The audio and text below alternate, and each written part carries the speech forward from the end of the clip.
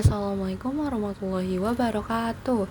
Halo semuanya, perkenalkan nama aku Esra Nurul Sakinah dari kelas 10F.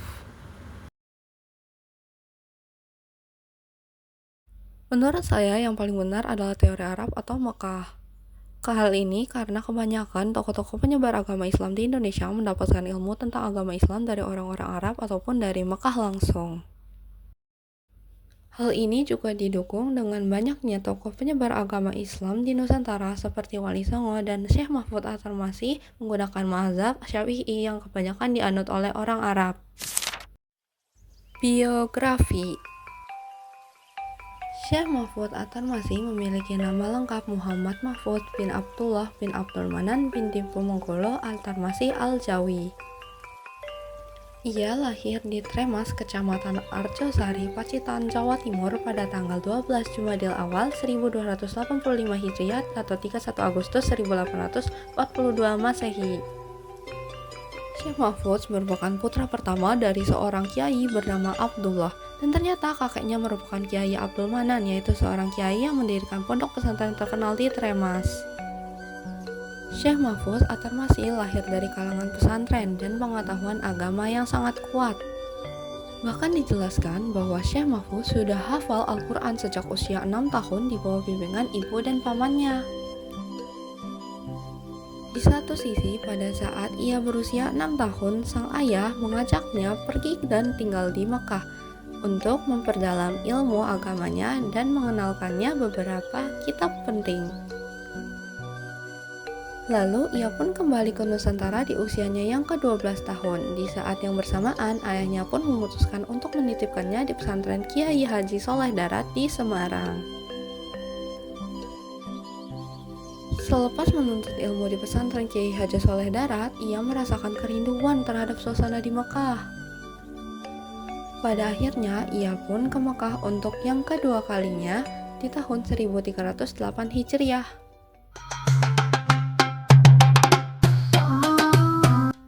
Selama berada di Mekah, Syekh Mahfud belajar di bawah bimbingan Muhammad Syatta Al-Makki, seorang guru yang terkemuka pada masa itu.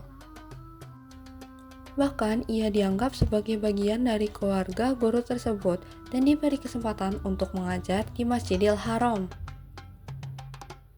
Di Mekah, ia belajar dan mengkaji Al-Quran, tafsir hadis fikih, ilmu bahasa Arab, dan keilmuan Islam lainnya.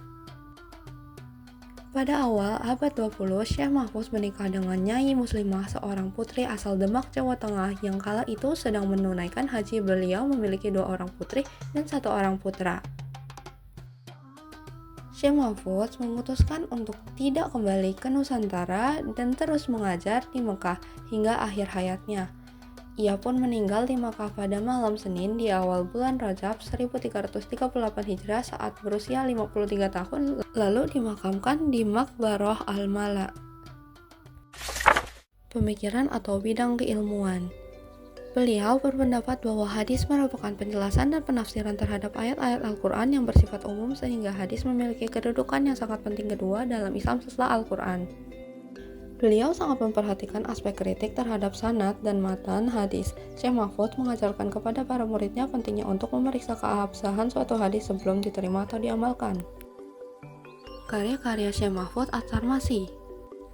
Syekh Mahfud At-Tarmasih memiliki kurang lebih 20 karya yang telah dicetak, yaitu sebagai berikut.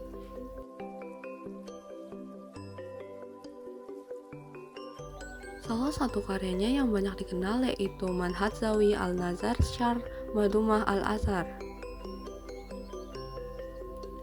Kitab tersebut di dalamnya berbicara tentang ilmu mustalatul hadis yang merupakan syarah atau penjelasan atas karangan Al-Suyuti sebagai syarah terbaik dalam memahami pikiran-pikiran Al-Suyuti. Kitab ini secara keseluruhan ia tulis di Mekah dan diselesaikan pada Jumat 14 Rabiul Awal 1329 Hijriah, yaitu selesai hanya dalam waktu 4 bulan 14 hari saja loh. Nilai teladan. Semangat menuntut ilmu. Sejak usia muda, Syekh Mahfud telah menunjukkan semangat yang tinggi dalam menuntut ilmu. Beliau tidak pernah lelah untuk belajar dan memperdalam ilmu agama. Ketekunan dalam menulis.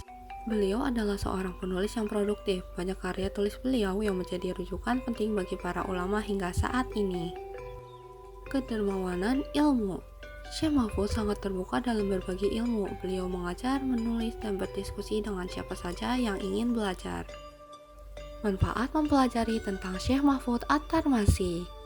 Pertama, meningkatkan wawasan mengenai tokoh-tokoh penyebar agama Islam di Nusantara, menghargai warisan keilmuan ulama Nusantara, memahami hubungan teori masuknya Islam ke Nusantara, dan menjadi inspirasi atau teladan kesungguhan dalam menuntut ilmu.